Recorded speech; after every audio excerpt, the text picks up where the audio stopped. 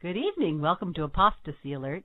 I'm your host, Jackie Alnor, and what I'd like to do tonight is play a portion of an interview that I did over the phone with BRITTANY COPER, the granddaughter of the founders of the Trinity Broadcasting Network, Jan and Paul Crouch, who is involved in all this litigation back and forth over her trying to bring TBN into some state of accountability. As many of you know, because not only have I talked about it, but it's been in the news for quite a while now, is that BRITTANY was working at TBN as the chief financial officer and found so many wrong things in the books that she just, had to bring them to account for, and they would have no accountability to her or anyone else. And so, of course, she became their enemy, and they terminated her. And not only did they fire her, but they also fired her father, Paul Crouch Jr., who was almost single-handedly running the network for quite some time because of the feebleness of his father, Paul Crouch. And also, as we're going to find out, even her brother Brandon was let go after BRITTANY filed her lawsuits against a couple of TBN lawyers that had been working on behalf of TBN to help cover up the dirty business going on behind the scenes. You've heard me speak for so long against the heresies and the evil claims of the prosperity gospel and the abuse and the fleecing of the sheep of God. And I've been talking about those things for so long, and yet for years I've been hearing rumors of some of the most vile wickedness one can imagine against the Crouch family, Jan and Paul and Matthew Crouch as well. And and I haven't reported on that much because I just felt those things had to be confirmed by more than one witness.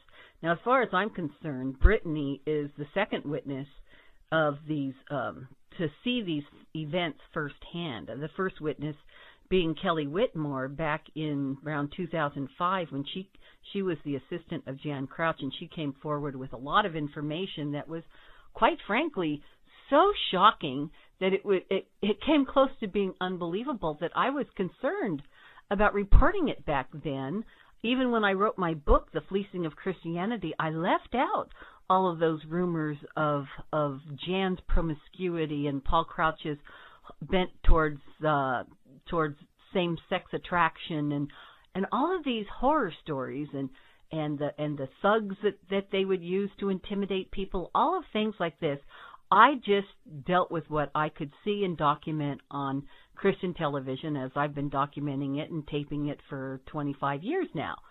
So I didn't want to touch those things, but now that the second witness and an even more viable witness has come forward, BRITTANY COPER, I think I can freely speak on some of these things because we already know that the Crouch's theology is corrupt. But any time doctrine is false, so is the morality of the people who are proclaiming it. That just seems to be a given. And now we know from her testimony as a second witness that these things are reliable.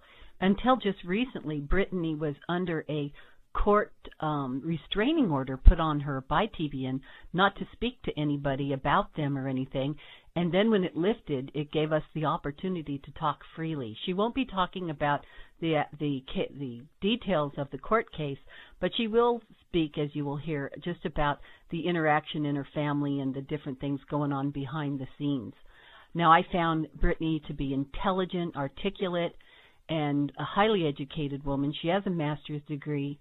She's very brave to do what she is doing. And people who have accused her of being after the money, they have nothing to stand on, considering the fact that she was in a very high position at TBN and was positioned to where she could live like the king and queens that they live, but she chose truth rather than to go along with their sin and to be an accomplice to the crime they've done against the body of Christ.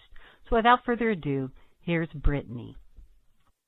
I'm doing the right thing. Like, this is the right thing to do. And that's why I'm able to continue doing it.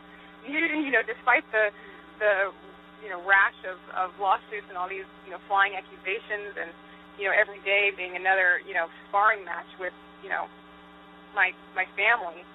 So, yeah, it's a long road, but I'm definitely in it for the long haul. I'm certainly not doing this to try and, quote unquote, get a big payday. Like everybody's like, oh, she just wants a payday, and it's like, no, believe me, there are easier things in life to do in order to earn a living, and I'm really doing this to. I think the world needs to know. I really think that I really feel convicted to tell the truth and to stand up for what's right. TBN has bullied so many people over the past 30 years, and they've gotten away with it because they are scary people. They're terrifying, and they have endless funds to continue their reign of terror, and they've been able to intimidate people and scare them into keeping quiet and spend money on attorney's fees to get them to keep their mouth shut. And unfortunately for them, I'm not easily intimidated, and that's not going to happen. Who do you see threaten me? I'm sorry. Who do you see as the biggest, as the one calling these shots to be intimidating to people? Of your relatives. Oh gosh. Well, right now I really see it as my Uncle Matt. He's a very vengeful person, and this is personal for him. I quote unquote blew the whistle on many of the illegal things that were happening in regards to his income. Like for example, his income was not reported on their 990s, and that was one of the things I was bringing up and going, what's going on here? The hundreds of thousands of dollars worth of payments to his for-profit company, which were not properly reported on TBN's 990s and are legally required to do so. So he has it out for me. This is a personal vendetta that he is waging against me, and he and my grandmother have a very interesting relationship, a very close relationship, and so she's supporting him, and there you have it. There's two members of the board of directors of the three, so it's a majority of the board. I also feel like it's TBN's general counsel, John Castoria. He's calling a lot of these shots. I mean, he's their general counsel. If TBN were doing something that were not in the best interest of TBN, it's his job to speak up and say otherwise. And he's not. He's continuing down this road, and the further they go, the more they're going to be exposed, and that's fine with me because that's what I'm trying to do anyway. My grandparents have not spoken to me or really anybody in my family since October. It's very odd. It's like I'm dead to them, and it's at first it was very hurtful, because I was very close to my grandmother, especially when I was in high school and college. And for some reason, she just totally cut me out of her life. And, I've reached out to her, I've called her, we used to exchange text messages all the time, and, I love you, Grandma. And Thanksgiving was definitely very, very hard for me. It was a very emotional day. Just because it was the first Thanksgiving, I haven't had my grandmother's stuffing and just silly stuff like that. And it was devastating, really, And then Christmas came and went, and I was the only person in my family. My grandmother didn't, she bought everybody these personalized Bibles. They're actually very beautiful. But she bought everybody in my family a personalized Bible for Christmas, but I didn't get one. And I sent her a text message on Christmas Day, and I said, I love you so much, Grandma, no matter what. Thank you so much for teaching me about Jesus. And I haven't received any reply. So I stopped trying. I figured, she would contact me when and if she was ever ready. My birthday came and went. I didn't hear anything. It was the first year in 27 years I didn't receive balloons on my birthday from my grandma. But can you confirm that Jan and Paul haven't been together as a married couple in quite some time? I know ever since I was a little girl, they never lived together. So what goes on behind closed doors, I can't really testify to because I was never around that. But I do know that it was always Grandma had her house and Papa had his house, and that's just the way it was. And I never really asked questions. It's just the way it always has been. I feel like I'm doing the right thing. This is the right thing to do. They've been getting away with a lot of things that need to be exposed, that are not only illegal but absolutely unconscionable. And enough is enough. It's just, where does it end? So, if they want to, continue to make threats against me, that's their prerogative. I love them no matter what. I always will. If I saw my grandma tomorrow, I'd run up to her and give her a hug and tell her how much I loved her and I've missed her. So I really hold no grudges.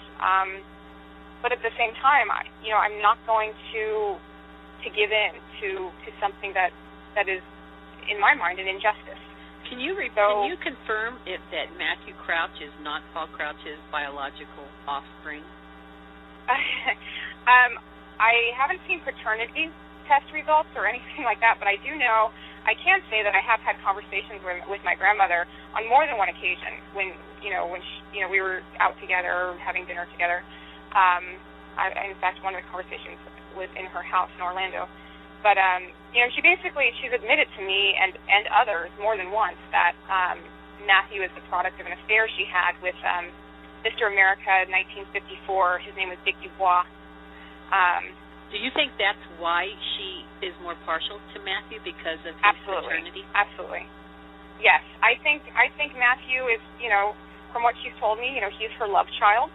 And that's why he's been able to get away with, so much of this, cutting corners and contracts to produce, $1 million movies.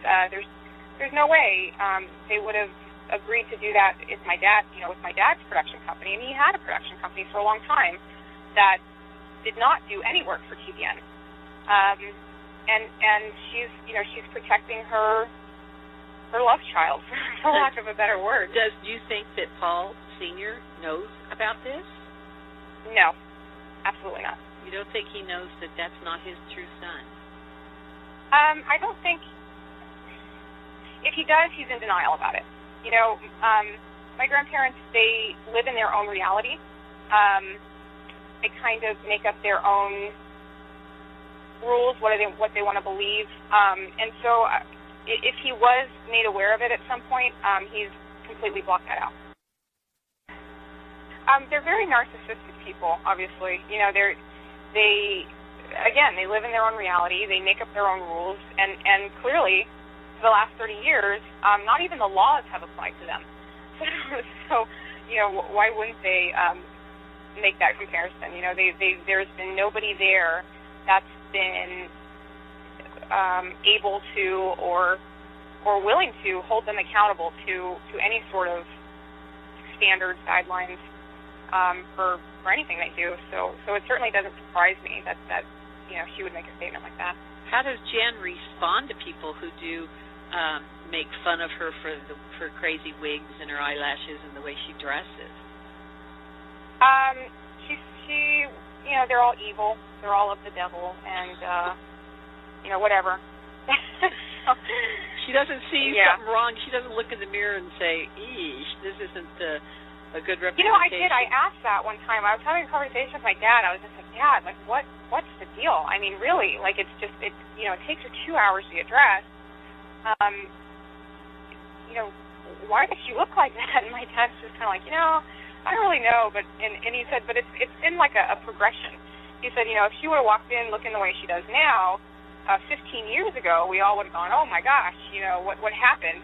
But it was kind of a slow progression into what it is now, and people will always go, oh, your grandma looks like Tammy Faye, and I'm like going, Tammy Faye looks normal to me.